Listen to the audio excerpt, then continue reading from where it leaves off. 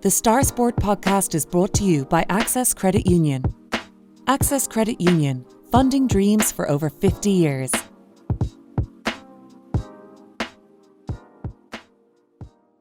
Close your eyes and pull like a dog.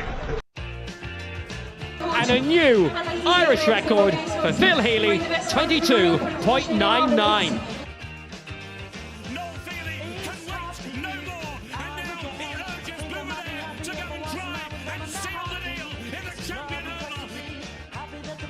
Christy Cooney hands over the Maguire Cup to Graham Canty, Cork All-Ireland champions for the 7th time ever. Hello and welcome to the Star Sport podcast. I'm your host Dylan Mangan and I'm joined today by Star Sport reporter Sean Holland. Now in just a little while we'll be chatting to our special guest this week, who's Daniel Davey. He's the founder of DaveyNutrition.com. He's a brand ambassador for Glenilen farm in Drimoleague and he's hosting a special event at the farm on Thursday evening, May 16th. That not next Thursday, May 16th. It's a chance to listen and learn from one of the top performance nutritionists in the country, and we have a little sneak preview and a chat with him on today's podcast. It's great listening, so stay tuned for that. The Star Sport podcast is brought to you in association with our friends at Access Credit Union. Access Credit Union, where your bank really does matter. Choose credit union, choose local, choose community. Now, Sean, like I said, we'll be hearing from Daniel Davey in just a little while, but there's a couple of stories that we want to cover before we get to him. And we'll start with the big football news this week was the Sam Maguire draw, and Cork have been drawn in Group 3 alongside the Ulster winners. That's one of Donegal and Armagh, the Munster runner-up, one of Clare and Kerry and Tyrone as well. So what were your initial reactions when you saw the draw?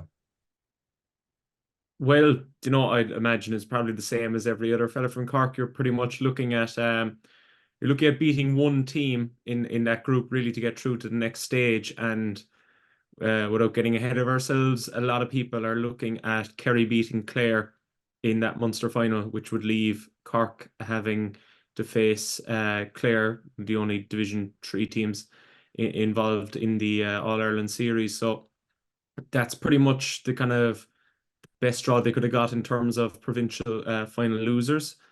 Ulster will be tough, whoever comes out of Armagh and Donegal, but we saw that they went toe-to-toe with Armagh in the league, so that's not as bad as maybe getting a Dublin. And Tyrone are easily gettable. Obviously, they put in a big performance in the Ulster Championship to go to extra time with Donegal, but I'd imagine John Cleary won't, he won't bat his eyes away from that group. He knows that the team is well capable of finishing inside in the top 3 in that. Yeah, does the fact just looking at the way the fixtures kind of fell as well does seem to favour Cork a little bit. Like, we'll assume Kerry are going to beat Clare on Sunday. I think in last year's Munster final they scored 5-14 or something against them, so we can probably safely assume that it will be Clare that Cork are facing. That first game in the group is on either the 18th or 19th of May, but crucially is at home. So do you think the fact Cork have already lost to Clare this year, plus the fact that it's a home game, is enough ammunition for them to kind of come out all guns blazing on that first game? Yeah, I'd imagine just having the first game against Clare, he'll have his team prepared for that straight off, as if that is a straight knockout championship game. He knows then that if they beat what we're imagining will be Clare, it'll be pretty much a free shot against the other two.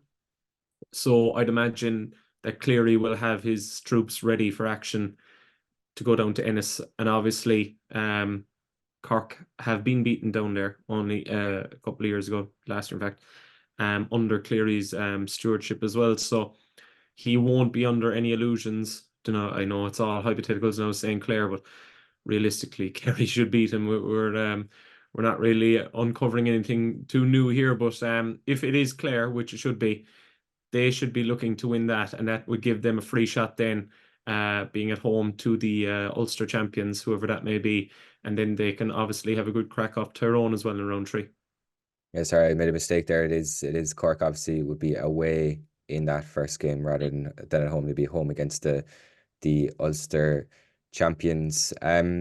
Does the fact as well, Sean, that obviously three teams qualify from a group, we saw last year, it creates a lot of excitement, especially in the last group game. If Cork are going into that game against Tyrone, having beaten, let's say, Clare, that really, really puts them in a great position heading into that final game. And it could kind of spark fireworks, especially at a neutral venue as well between the two teams.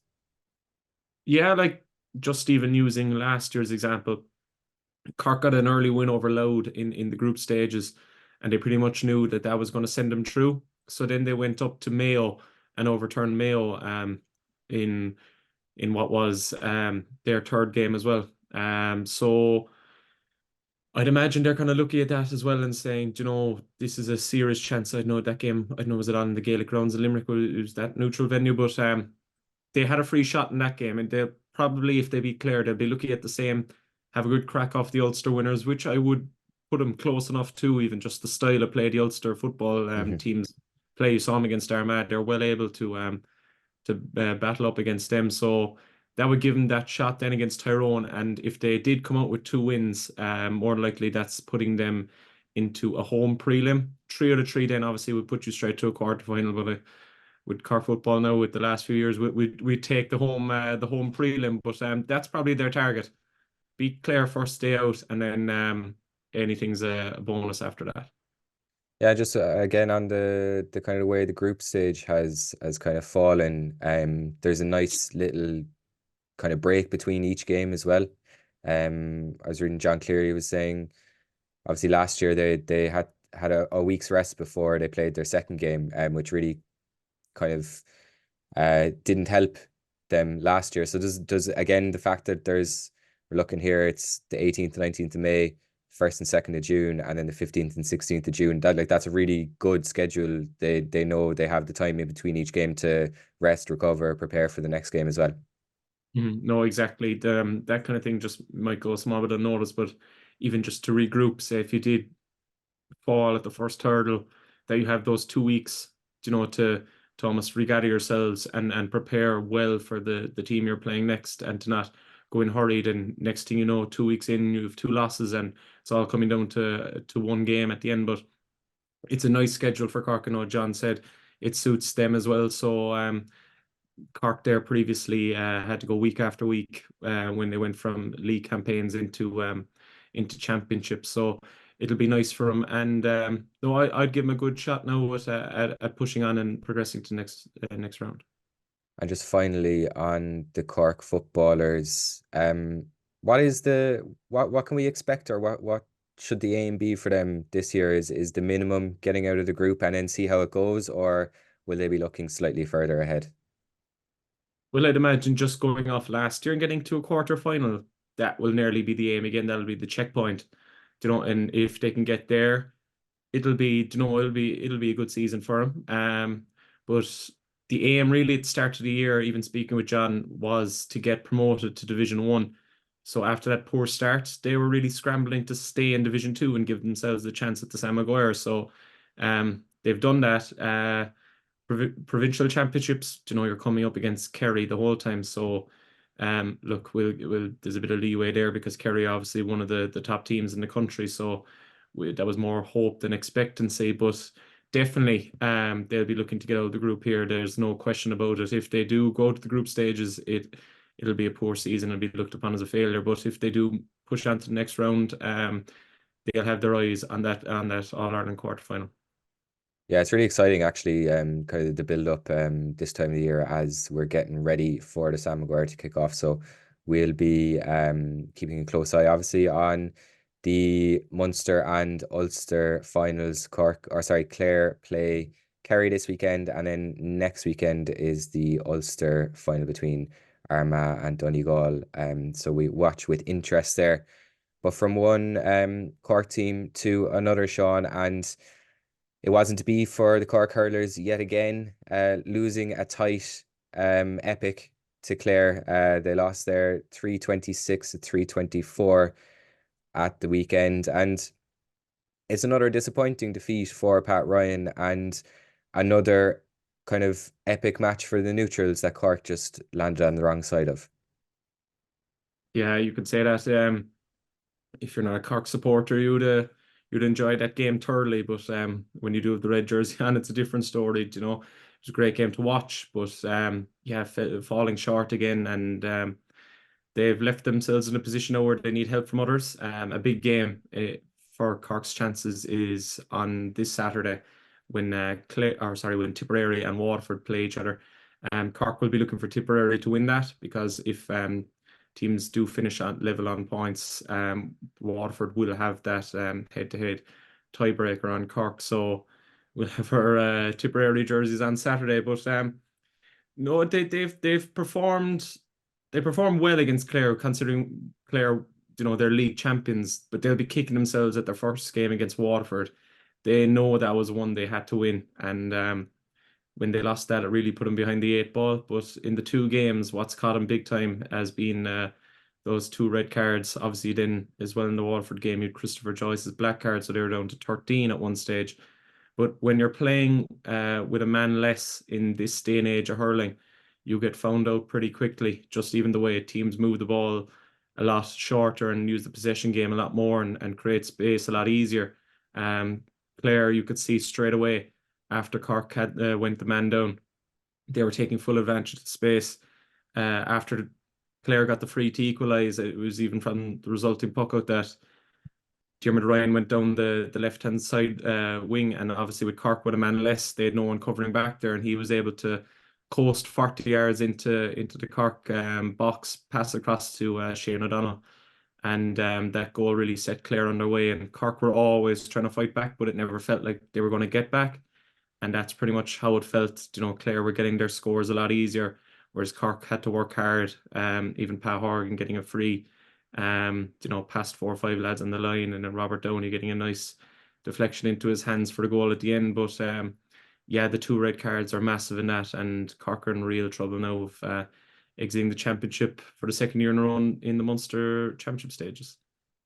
Yeah, it's you're writing in this week's Southern Star saying that Cork's hopes hang by a thread. Next up is, of course, Limerick, who Cork lost by a point to last year in another kind of epic match. And does Cork's form in these games? I know they're playing well, but it's 4 straight championship losses, a draw before that.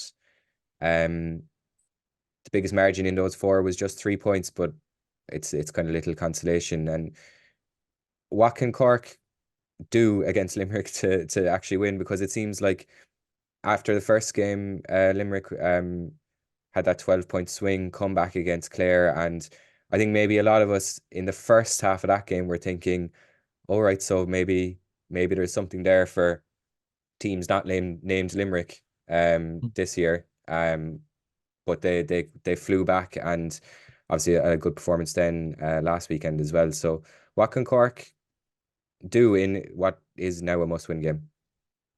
Yeah, you're literally coming up against the best team in the country, and the best team in the country for the last 5 years.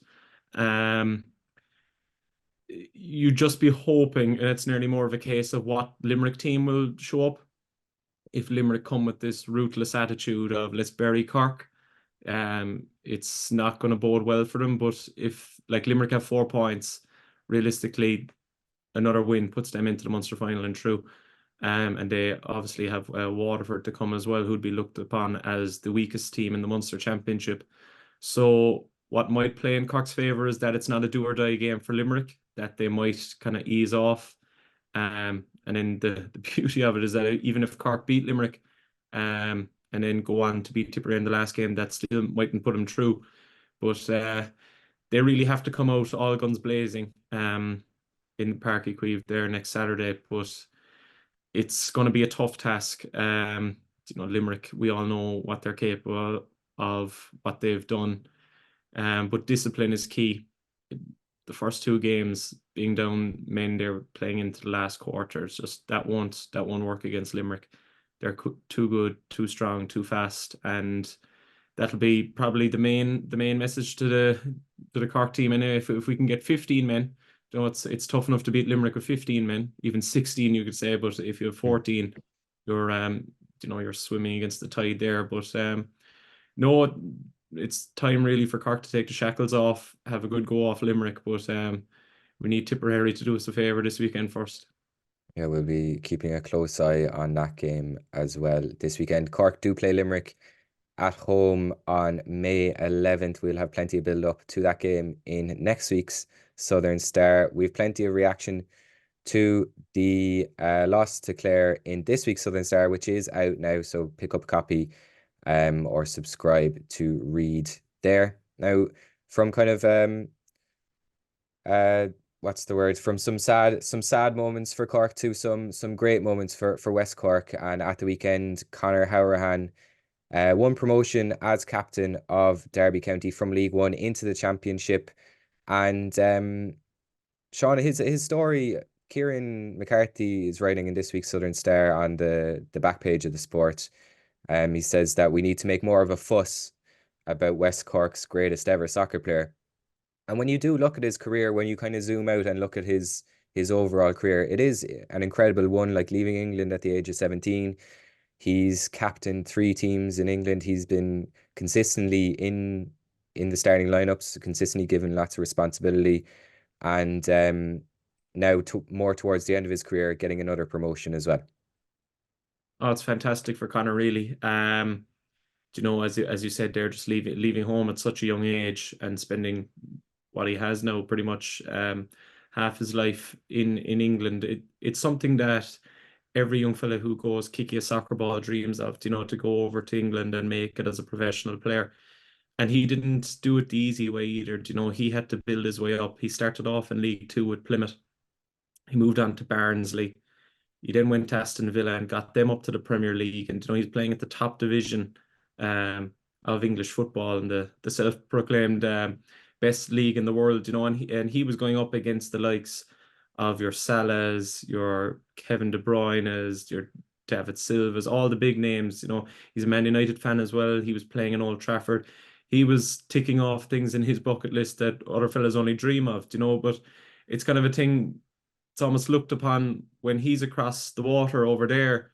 We probably don't take it in as much as we should here. You know, he is Ireland's first ever, or West Cork's first ever player to play for Ireland, you know, and he's got over 30 caps. He's scored winning goals in qualifying matches, you know, and he deserves full plaudits. And just even getting the chance to meet the man, he's such a pro, you know, he's so down to earth. He never forgets his roots. You know, he's always spoken about his love for West Cork and his love for his home in Bandon, you know, and it's fantastic for Conor, you know, because he had the opportunity maybe when he left Villa to go to a championship club because he's still playing at a very, very high standard. But he decided to go to Derby, to move down to League One because they had an ambition, they had a goal. And, you know, he was brought into the club, you know, as a total newcomer, but he was given the captain's armband within a few games because it's just the nature of the man he is. You know, he is your true pro's pro. And I won't be surprised if you see him coaching on the sidelines in due course with some big clubs because his football knowledge is elite. He's played at the top level. He's won, you know, pretty much as much as you can when you go through the leagues, you know, between promotions and titles. That in that way he's seen Wembley many a time. But it's fantastic for Conor, fantastic for his family, and I don't know how much more of his career he has left, but he's definitely made his mark on football in England and definitely put West Cork soccer on the map. Yeah, absolutely. There's just two points there that you made that I wanted to kind of hone in on just very quickly. First was about him deciding to drop down to League One instead of going for a championship club when he did leave Aston Villa in 2022. I think he would have been 31 at that stage, and at that stage of your career, maybe even more so than at any other time in your career, the decision for what club you're going to play for is huge. And he did take a big chance, like going down to Derby, because they were expected to gain promotion in their first year. They lost in the playoffs, if I'm remembering correctly. Obviously, this time around, going back up. But the English football system or the English Football League is so hard. It's so hard to get promoted in any of those divisions. Like you just see it with the Championship this year. It looks like Leeds are going to drop out in the last couple of games. the playoffs are incredibly difficult to get promoted through as well. So it was kind of a big decision for him to take that. So the fact that he's kind of followed through, become captain, and led them to this promotion is great. And then just the other point as well, just you mentioned you don't know how long we'll see him on the pitch for. He might be on the sidelines. We did an interview at the Southern Star with Conor probably about 18 months ago now at this stage, and he does have his coaching badges. At that stage he was doing some coaching with Aston Villa's underage teams, and the former Ireland manager Stephen Kenny has also said that out of all the players he coached at Ireland, Howrahan is probably the one who's most or best placed to become a coach. Like he's so intelligent on the pitch. He looks after himself so well off the pitch as well. So it is a brilliant thing to see. As well, we talk a lot about in relation to other sports. Like we've spoken a lot about rugby in the last 6 months on the podcast, and about how Jack Crowley is helping grow rugby in West Cork. But we shouldn't forget that Conor Howrahan is helping to grow soccer in West Cork all the time as well. Like he's always back. He's a great relationship with Bandon FC as well.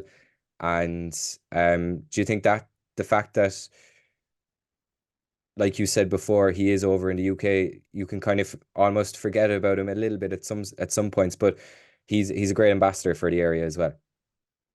Oh, huge. Yeah, as you said, it's like when he's not pretty much in front of us, it's a case of, you nearly forget about guys when they're abroad. But like the level he's played at, it mustn't go overlooked. With the amount of players from different countries and different nationalities that are playing in the Premier League, and so many players from all over the world want to play in the Premier League, and he was for a good couple of seasons there with Villa, and Villa are a top class club as well.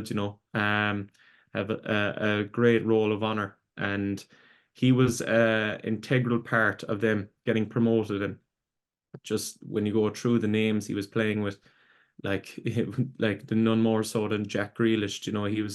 He was going around the place with him, and Emi Martinez then in goal. World Cup winner, and you've like Tammy Abraham there, who's won underage trophies in England, playing with Roma and Chelsea, and like the names like this.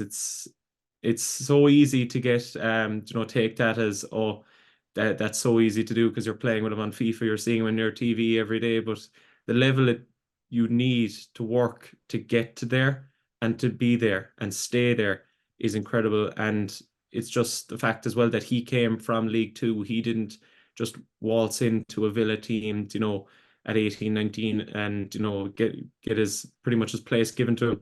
He had to work his way through the leagues, Plymouth, Barnsley, then to Villa, up to the Premier League, and winning trophies on his way. But he should be a role model for every fella who has an idea of kicking a ball around the pitch in West Cork and wanting to go to England, because you won't find better men than Conor Howrahan to lead by example. Yeah, 100%. I'm sure we'll have more from Conor throughout the coming months as well. If you want to read more about his promotion, about why our sport editor Ciara McCarthy thinks we need to make more of a fuss about him, pick up a copy of this week's Southern Star, which is in shops now. Now it's time to hear from our special guest this week, who is Daniel Davey, the founder of DaveyNutrition.com. He caught up with Kieran McCarthy, and Davey is a brand ambassador for Glenilen Farm in Drimoleague, and he's holding a special event at the farm on May 16th. That's a Thursday evening at 7 p.m. It's a chance to listen to and learn from one of the top performance nutritionists in the country, and we're going to hear from him now. We have a real treat on the Star Sport podcast this week. We are joined by performance nutritionist Daniel Davey, the well-known founder of Davey Nutrition, who is a brand ambassador for Glenilen Farm. And the good news for everyone here in West Cork is that Daniel will be here quite soon on Glenilen Farm in Drimoleague on Thursday, May 16th. And we've been promised, Daniel, it's an evening of rich insights and lots of yogurt. So before we get to chat about the event on May 16th, just first off, thanks for coming on the podcast. Great to have you on. Great to be on. And just to chat to you first about, you've been a performance nutritionist for well over a decade now, but can you fill us in on how you came to be in this position? Like, you started home at Sligo, so how did a young fella from Sligo end up to be, let's say, the guest of honour in Drimoleague on May 16th? Join the dots for us. There's a good few dots in between. I suppose I grew up on a farm where food was really important, and farming is a way of life in this country, and we care about the land, we care about our animals. And I guess for me, sport was a big part of my life from a very, very young age. I had a football at my foot at 18 months, and I wanted to understand everything that could impact performance first. And as I got a little bit older, it was about understanding health. So I guess if you move 25, 26 years from growing up on a farm, it was, what was my next ambition? Apart from being a sports person myself, I wanted to help people perform at their physical and mental best. And I wanted to do it at the top table in sport. Who are the two teams, I guess, when you're growing up?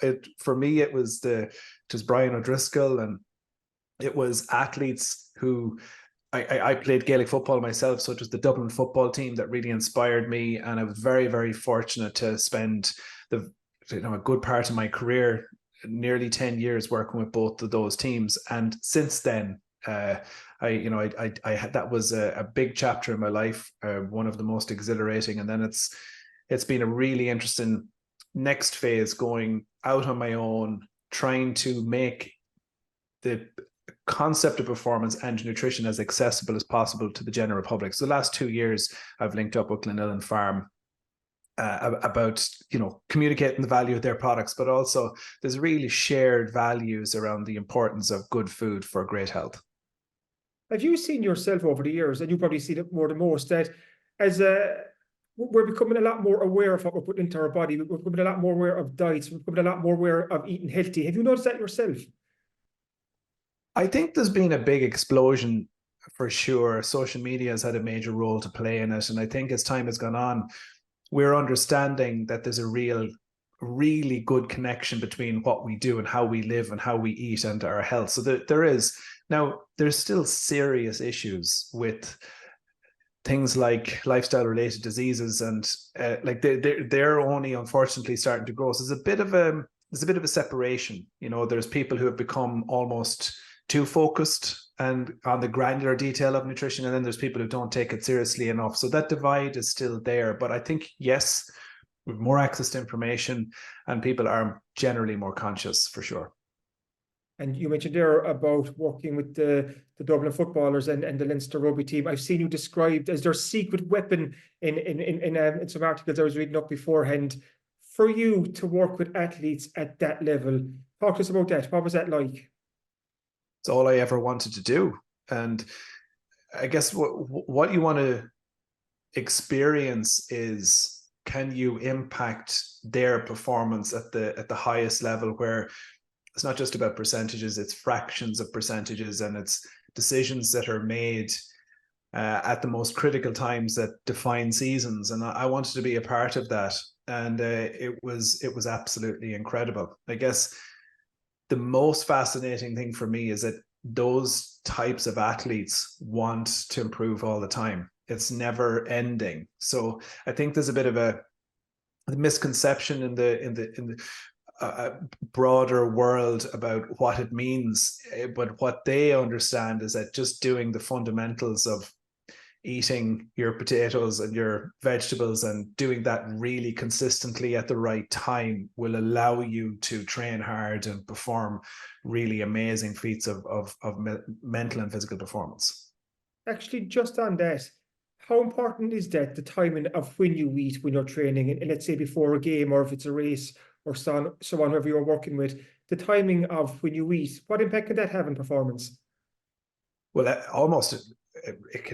it can mean that you can perform at your best, or it can mean that you completely hit the wall. I mean, it can define the outcome of a competition match or even a training session. And I get a lot of questions about, what do you eat pre-competition or what's the pre-match meal? Whereas, the preparation starts days beforehand. And if you haven't eaten really well in the days leading into your competition, you simply won't have enough energy to perform that session or that competition at your absolute best. So performance nutrition is defined by the volume of food that you eat and when you eat it. So people, athletes, we all eat the same types of foods.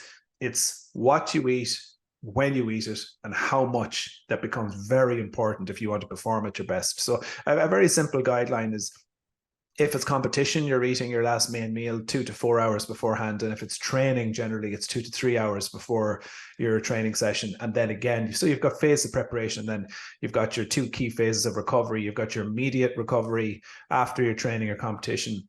And so that's within the hour. And then within 3 hours, you need to eat again to make sure that you're replacing the energy, replacing the fluids, getting protein and carbohydrate on board to start the recovery and adaptation processes.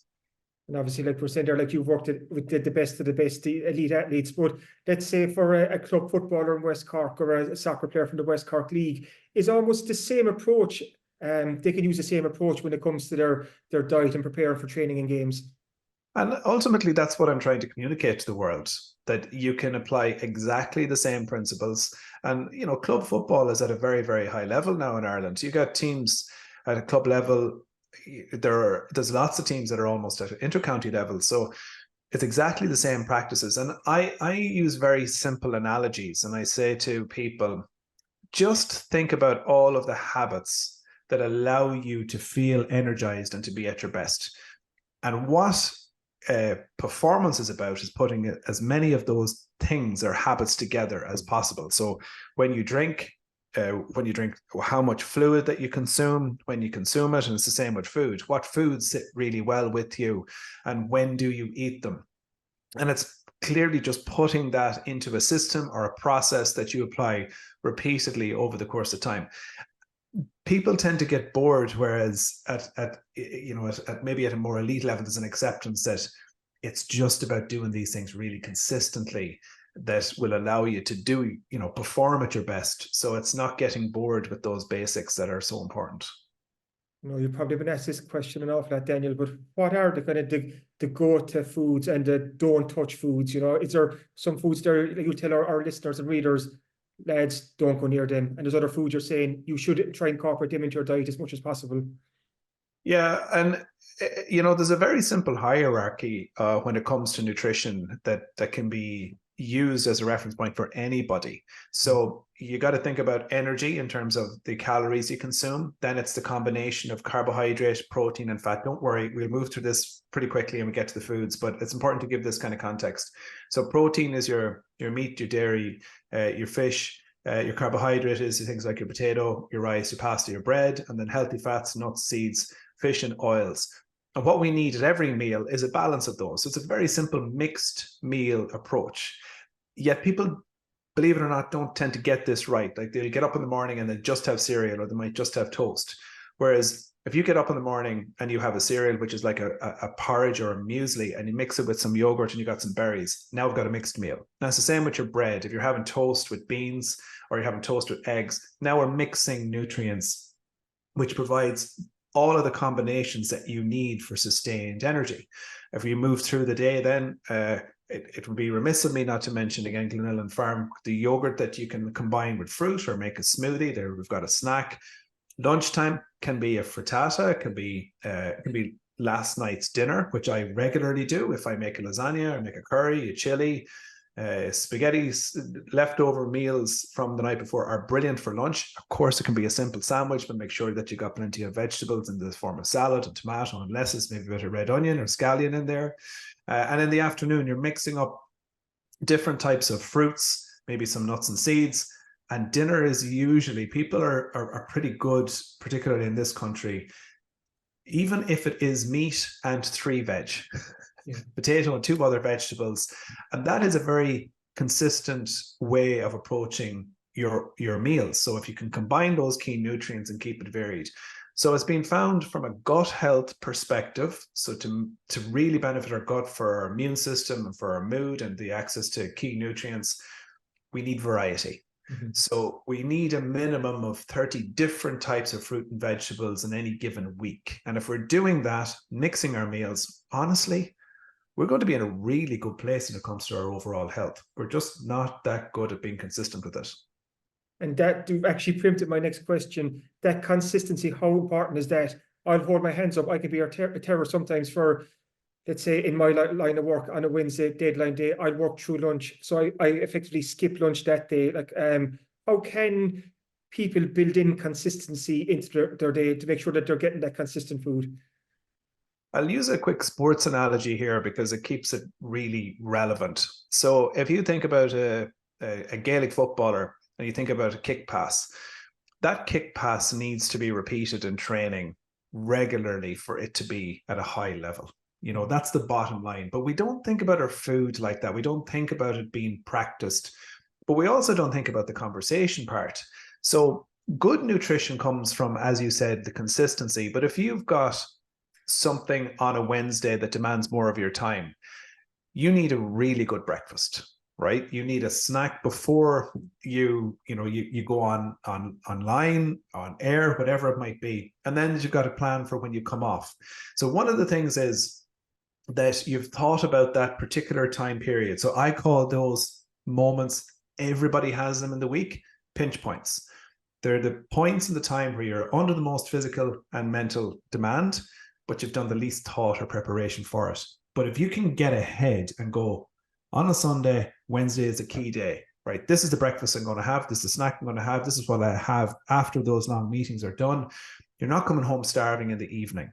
And that happens really frequently, particularly in really busy lives where people, sometimes they go 6-7 hours without eating and you're ravenous. And it's very hard to stick then to eating the right proportion of food. You mentioned about obviously the consistency of meals. There's a myth out there you shouldn't eat after 6 o'clock. Is there any truth in that, or? So what matters most, if we go back to that hierarchy, is what are we eating over the course of the entire 24 hours? So our body doesn't work in, what are we having at breakfast, lunch, and dinner? How our metabolism works is what are the foods that come into our body over a 24-hour period. So if you think about that 6 o'clock, everybody's day is very different. Some people are going to bed at 9 o'clock, but some people are shift workers. Some people are training in the evenings. So there's a whole different set of variables and factors that creates a different context around that meal. So if you've trained, for example, late in the evening, you have to eat. Or if you've got training at 8 o'clock, you need to eat at 5 o'clock. Think about that 2 to 3 hours beforehand. But by and large, so what you're actually talking about is a scientific terminology. It's called chrononutrition. So it's the time of when we eat. And if we can eat off a very simple principle, so 12 hours of fasting, 12-hour periods where we eat, it's not that complicated. So if you get up in the morning at 7 o'clock, this is just generally, take exercise and everything else out of it. Generally speaking, your last meal, if it's at 7 or 8 o'clock in the evening, that's absolutely fine. But when you're eating, you're eating every 3 to 4 hours. So that's 4 meals over the course of the day. And it gives you enough time to digest your food and sleep well. By and large, we're more effective and efficient at metabolizing calories earlier in the day. And it's usually not the healthiest of food that the problem is with late evening eating. It's not that you're sitting down to eat bacon and cabbage. It might be you've already eaten your bacon and cabbage, or you've already eaten your dinner, your curry or chili, and you're sitting down and you're having 4 or 5 biscuits with a cup of tea. You mentioned yogurts earlier, and obviously this event coming up in Glenilen Farm on May 16th. Talk to me small bit about yogurts and their importance and their value in their nutritional value. Well, I think because we see so much yogurt now, yogurt is a big part of what people do tend to eat and identify as being a healthy food. Sometimes we can take a little bit for granted, but if we're eating yogurt with added cultures, that doesn't have much done to it and not a whole lot of flavoring or a whole lot of sweeteners like Glenilen Farm produce, it's an incredibly high quality food. So it not only provides a source of energy, a great source of protein, a very versatile way of, having a snack. It has a massive impact on the microbiome. So it's what we call a fermented food. It's something that milk is with added cultures, changes through that process into yogurt. And yogurt is something, as I said, that's very versatile. From a sports person's perspective, you've got a source of protein in there. There's a source of calcium. And then, like I said, the added cultures is really beneficial. And we're only just really starting to understand how important our microbiome or our gut health is. And that's the balance of good bacteria to bad bacteria. So it's something, even with my kids and my children, I'm always encouraging them to include in their diet. And is this something that you hope to expand on when you come down to Drimoleague on May 16th? Like we're hoping to get a big group of people there, a big gang of people to Glenilen Farm on that day, sports enthusiasts, everyone is invited. So what can people expect when they come along that evening?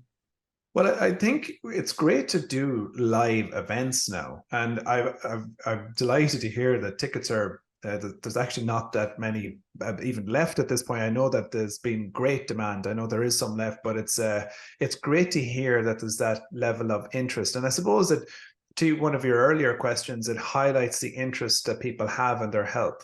Mm-hmm. For me, it's about giving people the opportunity to ask questions, and it's about bringing a little bit more depth to the conversation around health and performance. So if somebody is interested in understanding the key components with a little bit more detail of what makes a really healthy diet for long health, for longevity and for really good health as we age, but also maybe there's active people, sports people who want to understand a little bit more about the timing and the specific foods and the way that you structure your meals to get the most out of the exercise that you're doing.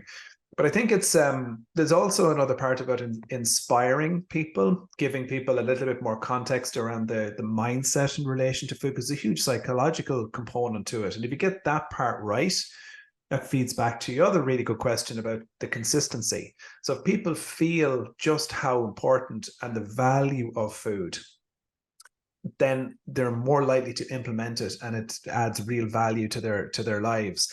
And that's why I am so excited about doing something with Glenilen Farm. It's like there's such a shared sense of value around the importance of food, and it's going to be a bit of crack. We're going to have a bit of fun, and I think that's an important thing as well. Like I love what I do, and I really care about the nutrition space, but I'm very relaxed about the whole experience, which makes people feel like they can have a conversation that's quite normal.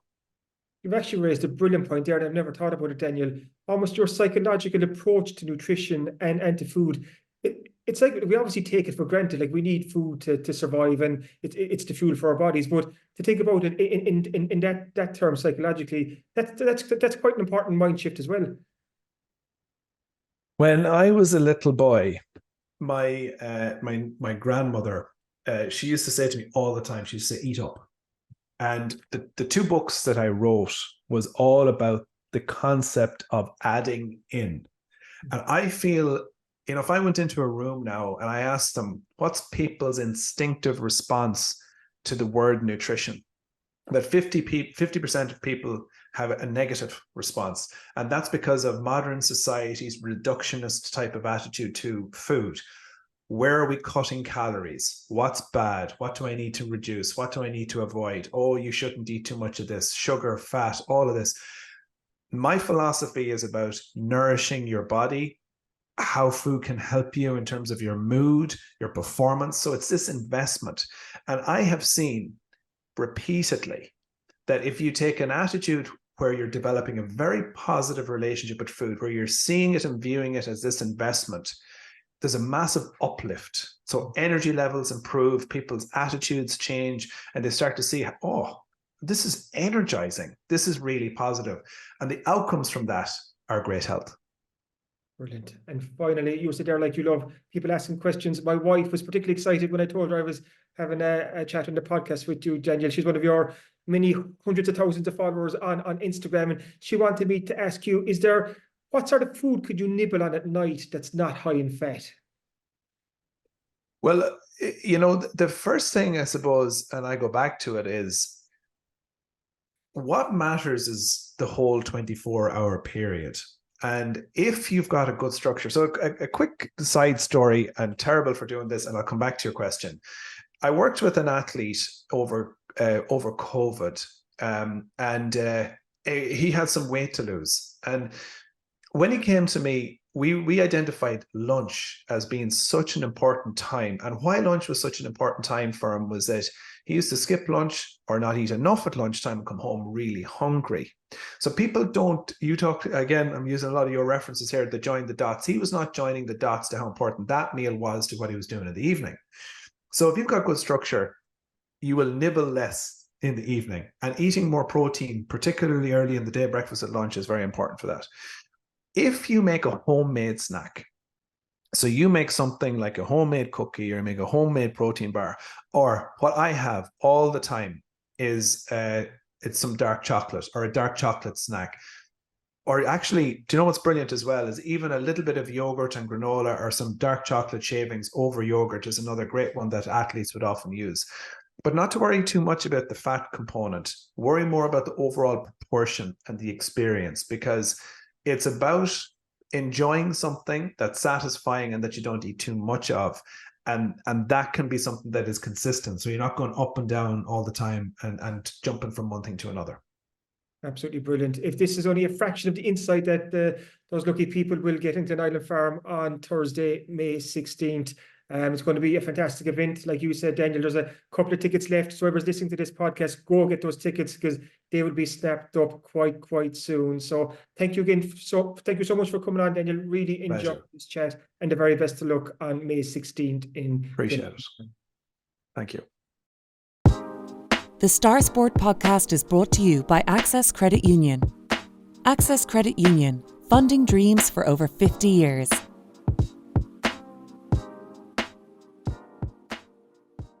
Welcome back to the Star Sport podcast after that great chat with Daniel Davey. Like you said, tickets are going fast, but there are still some available. So we'll have a link in the description of this podcast, wherever you're listening to or watching to it, where you can go and get some tickets for yourself. It sounds like a great evening for all. That again is on the 16th of May. But now it's time to just take a quick look at this week's Star Sport newspaper, and on the front page we have a great photo of Conor Harahan, who, like we said, has won promotion to the championship with Derby County. We also hear from John Cleary on Cork's Sam Maguire draw in this week's Southern Star, alongside loads of reaction to Cork's loss to Clare in the Munster Senior Hurling Championship. There's also a great piece about a local team, that's Garnish, and their boss Cormac O'Neill has been highlighting to Kieran McCarthy how the Beara Club must travel far greater distances for championship games. He says whoever is fixing the games needs to use Google Maps and look where Alahees is. So that's a great piece there to take a look at this week. It's also online for subscribers now. Elsewhere, we have a match report from Cork's 117-19 victory over Clare as they went through to the Camogie Munster final. Clonakilty replaced Donnies at the top of the Division 2 of the McCarthy Insurance County Football League with victory in a narrow win last week. We have a match report from that as well, alongside lots of local GAA news from league games around the region. We also have a great piece on Phil Healy, who is targeting Olympic relay qualification this weekend. She is a sprinting in the Bahamas, for the 2024 World Athletic Relays this weekend. So that's on the line there, and we'll be tuning in over the weekend. And those events take place on Saturday and Sunday this week. Keith Cronin is looking forward to the Rally of the Lakes, which takes place this weekend. He says it's a defining moment in his title battle. He is series leader of the Irish Tarmac Rally Championship, and he's hoping to keep his closest rivals, Devine and Edwards, at bay in Killarney this weekend as well. We also have lots of local rowing news. There is all the West Cork soccer from Ger McCarthy, and road bowling as always as well. Just a sneak preview. We're speaking of road bowling, we need to take a listen to next week's Southern Star Sport podcast, as we will be chatting to Hannah Sexton on next week's podcast. But that's all for us now. All that is available in shops across West Cork right now. As always, if you're further afield or you can't make it to the shops, you can subscribe and get it on your laptop, tablet, or phone. Just head to subscribe.southernstar.ie, enter your details, and you'll get an exact replica of the newspaper for less than €2 per week. And we have a special deal on at the moment as well. If you want to sign up for an annual subscription, you can get your first 7 days for free, so you can trial it, decide whether you want to keep it or not, and it'll renew then after the 7 days. So your first 7 days there will be completely free if you sign up this week. As always, thanks for listening to the Star Sport podcast, and thanks again to our sponsors at Access Credit Union. If you've enjoyed this, please remember to rate, review, and subscribe wherever you get your podcasts, and we'll be back again next week. Thanks for listening.